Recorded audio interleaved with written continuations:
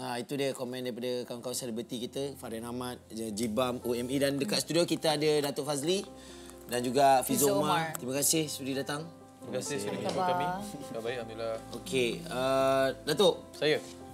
Dah sebelah saya hilang, saya tak nak tanya Datuk pasal macam mana boleh hilang tu semua, saya tak nak tanya. Saya nak Datuk sendiri dah dapat tengok respon anak-anak muda lah. Betul. Dekat Twitter, kat Facebook, kat Instagram tentang benda yang berlaku ni. So daripada pandangan Datuk sendiri, saya semalam ada upload dalam saya punya Instagram, Facebook. Saya nyatakan ada 3 ayat ni yang mana ditujukan untuk anak-anak muda. Saya kata kalau kita tak tahu, tak bermakna kita boleh kongsi semua berita. Ya? Dan kalau tiada berita, tak bermakna kita tidak ada harapan. Dan kemudian kalau kita tak mampu buat apa-apa, tidak bermakna doa kita tidak diperlukan. Niat saya satu je, supaya bila anak muda dia nak kongsi berita, dia pastikan dulu benda tu betul atau tidak. Dan sensitiviti masyarakat yang berbilang kaum, berbagai agama, bangsa dan kepercayaan, kita harus hati-hati memilih kata-kata, hati-hati memilih apa yang kita nak tweet. Dan kalau kita search tweet Malaysian Airlines, kita tweet search untuk MH370, banyak sangat berita-berita di luar sana yang dilempiaskan berdasarkan rakyat Malaysia yang melontarkan berita yang belum tentu. Jadi saya rasa agak malu di situ dan kesiankan masyarakat serta keluarga yang terlibat. Macam saya sendiri kan Nabil, 5.30 petang kita semua akan duduk depan TV untuk tengokkan perkembangan terkini daripada sinar media yang diadakan pada setiap hari. Tapi masih lagi tak ada jawapan, tak ada perkembangan untuk masa sekarang ni. Dan tweet-tweet yang macam Datuk sendiri cakap tadi tu kan akan merumitkan lagi proses pencarian dan mengkuruskan hati mereka yang kenal ataupun ada keluarga yang terlibat. Jadi macam Fizo sendiri, what can you say about that? Okey, pada saya berbalik dari segi soal social media, Facebook, Twitter, Instagram, daripada kita menimbulkan pelbagai spekulasi yang tidak sah, which is kita tak tahu sebenarnya apa yang berlaku, cuma kita sebagai rakyat Malaysia ataupun seluruh dunia tahu yang kehilangan MH370 ni. Tetapi saya nampak terutama di social media, sebab hak menulis tu hak sendiri, masing-masing nak buat spekulasi macam-macam supaya dia adalah orang pertama yang menyampaikan. Dengan contoh, saya kenal jiran saya macam ni, saudara saya ada saudara saya macam ni. Pada saya benda tu tak sahih dan sebenarnya in return kita tak dapat apa-apa pun. Lebih baik kita terus berdoa, terus menyokong pihak berkuasa, and then terus orang kata tanda kita concern tu tak salah supaya kita ambil berat. Tetapi adalah lebih baik supaya tidak menimbulkan sebarang spekulasi dan terus berdoa dan bagi sokongan. Itu yang sebaiknya lah. Tapi Nabil, sebelum kita nak tanya lagi, kita nak... Kita tengok ini kata orang ramai tentang insiden yang berlaku ni. Kita ke public voice pop. Silakan. Terima kasih kerana masih lagi setia menyaksikan sebuah rancangan khas mana kita menghormati kehilangan pesawat MH370. Sama kita di studio masih lagi dengan Datuk Fazli. Kita ada Datuk Fizo Umar. Amin. Amin kan? Tok, kita dah buat semua tu. Kita dah ikut buku, negara-negara lain semua dah datang tolong. Kita orang kata follow the book lah. Ada tak apa-apa? Sekarang dah 26 negara. Dah 26 negara tu. Ada tak apa-apa yang kita terlupa sebenarnya tu? Saya rasa kita mungkin terlepas pandang bukan usaha tetapi mereka yang terlibat dengan usaha tersebut. Macam tentera yang terlibat, warga-warga nelayan yang terlibat. Mereka yang membantu, jangan kita lupa untuk mendoakan kesejahteraan mereka. Mereka yang orang kata apa, menitikkan peluh, tak tidur malam dan saya terlihat satu foto. Betul, risiko lagi. Komitmen. Bagaimana dia terlampau penat tapi masih lagi berpuluh-puluh menitik membantu mencari di mana kehilangan ini berlaku.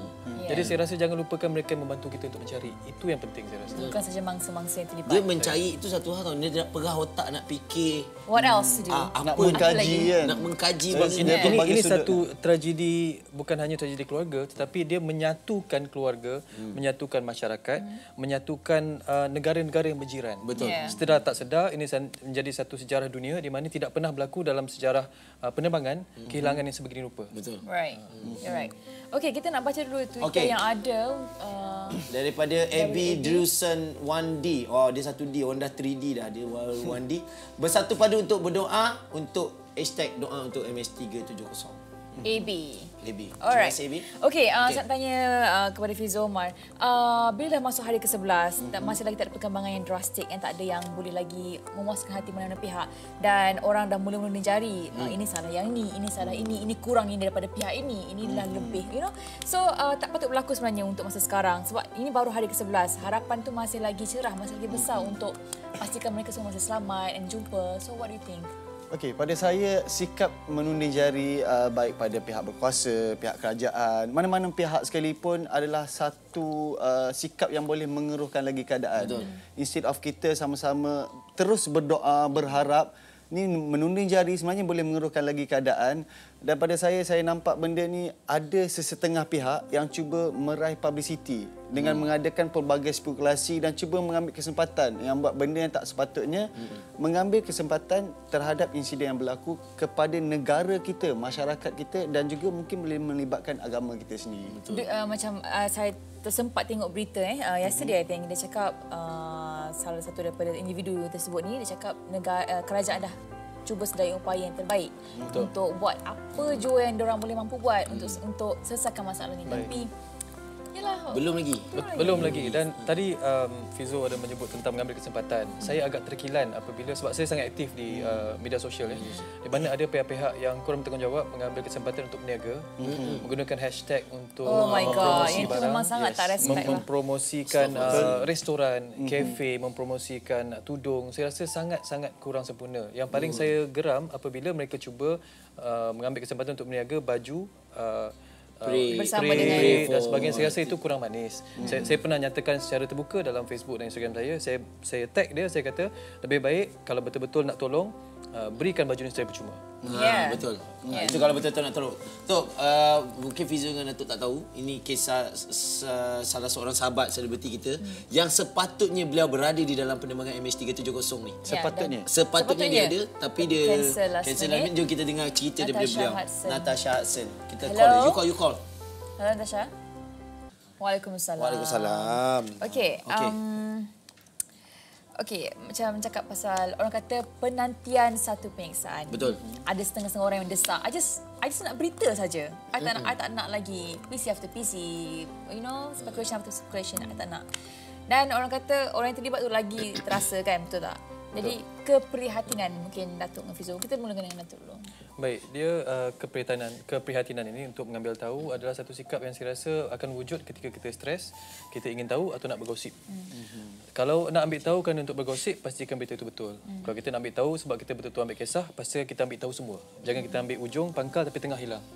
Dan kalau kita betul-betul ambil tahu, kita prihatin segala segi, kita tengok dekat mana kesedihan itu berlaku, siapa yang terlibat dan kesan psikologi terhadap keluarga yang terlibat itu harus kita fahami. Sebab apabila kita terlampau seronok dengan berita yang dikongsi, kita terlupa mungkin perkongsian berita itu walaupun daripada mulut ke mulut mungkin akan sampai kepada orang yang terlibat. Jadi kalau kita tak pasti berita tersebut, kita harus berdiam diri. Sebab kata orang putih, kadang-kadang benda tu kalau kita tak elok, jangan kita berkongsilah.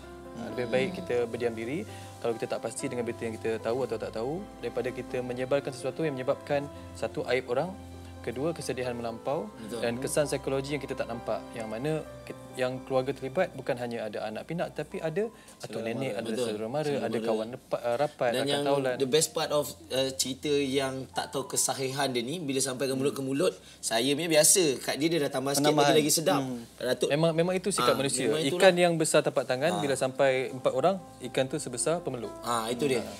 Sebut pasal prihatin ni, Tok, bukan kita orang dewasa je yang ambil tahu pasal apa yang berlaku ni. Ini dia, kita nak dengar komen daripada Mia Sarah dengan Raikal tentang insiden yang berlaku ni. Silakan Mia Sarah. Satu orang kata satu pandangan yang ikhlas, yang sangat tak jadi, kita pun tak tahu anak-anak kita pun boleh buat benda macam ni, betul tak? Betul, sebab dia bila kita berkongsi berita, saya sering galakkan keluarga, galakkan anak-anak walaupun umur 5 tahun, 6 tahun untuk tahu kejadian apa yang berlaku di negara. Galakkan kita punya anak-anak yang kecil itu untuk sama-sama tengok berita. Jadi berkongsi kesedihan juga berkongsi satu penyatuan untuk di mana kesan psikologinya bila dia ke sekolah, bercerita dengan kawan, dia juga merasai kesedihan satu rakyat Malaysia.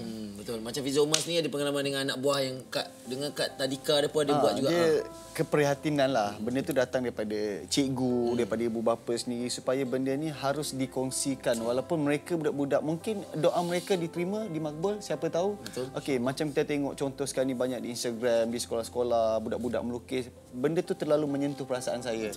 Macam mungkin dia orang tak boleh buat apa-apa, tapi dengan dia orang boleh luahkan melalui lukisan dan contoh macam kita ada buat aktiviti, kita tengok pergi ke shopping mall, ke hotel-hotel, kita tengok ada yang tulis banner besar-besar, semua tanda tangan kat situ. Itu adalah satu sumbangan pada saya.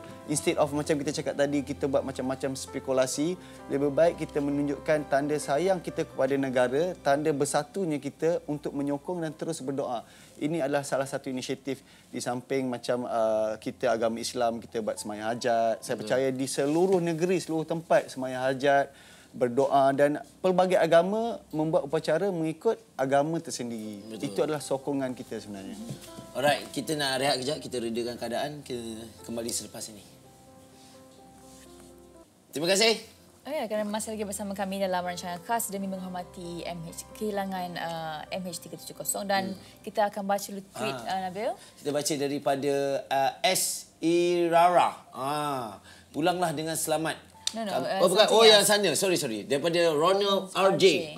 Whatever religion are we, let pray for MH370. Doa untuk MH370. Thank you, Ronald. Alright. Dan ada satu lagi, pulanglah dengan selamat. Kami tak pernah jemu berdoa untukmu, doa untuk MH370. Sesungguhnya percayalah dengan keajaiban Allah SWT. InsyaAllah. Amin. Alright. Okey, dengan cerita Datuk ada soalan juga nak tanya kita. Tadi kita sempat berbincang kan masa tengah iklan. Fear of flying, takut untuk terbang kembali. You are facing that kan? I boleh relate dengan baru balik daripada LA hari tu. Maka masa direct flight tu, tak direct lah, dia ada satu stop di Narita for 1 hour. But total flight 22 jam. 22 jam? Tapi tunggu dalam kapal terbang orang kata. Tapi Lofa sini tak pernah, Lofa bukan jenis orang yang takut naik flight because I'm used to it. Sebab kita banyak travel sana sini kan. Tapi baru-baru ni Lofa ulang alik KL Singapore banyak kali dan walaupun memakan masa kurang daripada sejam, tapi sebab mindset I dah kerisauan itu memang tidak dinafikan. Apabila ada tragedi, kita akan mudah takut, kita akan mudah gusar apabila terbang kembali. Tapi kalau kita tengok statistik, ramai menyatakan bahawa kapal terbang merupakan pengangkutan antara yang paling selamat. Paling selamat. Jadi janganlah kita risau untuk meneruskan kehidupan sampaikan kita terpaksa menyusahkan diri sendiri. Dan jangan pula kita tundingkan jari kepada Malaysian Airlines mengatakan bahawa pilot tak bagus dan kapal terbang kurang sempurna. Sedangkan Malaysian Airlines diiktiraf antara penerbangan terbaik di dunia. Itu yang saya ada baca tadi nak cerita pasal kehebatan kita punya Malaysia punya airline ni, kita punya pilot sampai negara lain pun pinjam tau. Betul. Hebat tak hebat. Mungkinlah saya nak kongsikan kepada mereka yang memang dah sekarang dah takut, dah tak nak fly, tak nak travel sana sini. Cara I atasi lah. Ini mungkin cara psikologi lah kan. Mind over matter. I fikir macam if it's stated in his book saying inilah kalau Maha Kuasa kata inilah ajal saya naik kapal terbang. Inilah time kau ni Lofa. Jadilah dia boleh berlaku di mana-mana lah. Tak semestinya dalam penerbangan. Atas motor boleh. Atas motor di mana-mana boleh. Saya kalau nak psycho diri saya pasal naik kapal terbang ni, saya cakap saya dah bayar tiket mahal tu je. Saya memang ambil business class punya. Saya memang That's all about money, is it? Okay, mungkin Faisal sendiri tentang fear of flying ni. I pula tanya. Pada saya, benda tu macam kita cakap tadi lah. Benda ni kita dah mindset. Okey, ada pesawat hilang, ada pesawat jatuh. Tu yang membuatkan kita lagi takut. Pada saya, benda macam kita cakap tadi lah. Dah takdir benda tu nak berlaku di mana-mana pun dia boleh berlaku sebenarnya. Tetapi apa yang saya harapkan sekarang ni, rakyat Malaysia teruskan. Mungkin kita nak fly ke mana, tak ada masalah. Benda ni macam dah ditetapkan. Dan orang cakap tadi lah, kat mana-mana pun boleh berlaku sebenarnya. Lepas tu jangan risaulah, wife saya cakap benda ni, dalam 1000 dia jadi sekali. Yes. Memang, tapi tak dinafikanlah. Ada dua perkara ya. Biasanya kalau kita tengok sukan, ia menyatukan pelbagai negara. Dan kini kita baru sedar bahawa bila ada musibah, ia juga menyatukan sesebuah negara.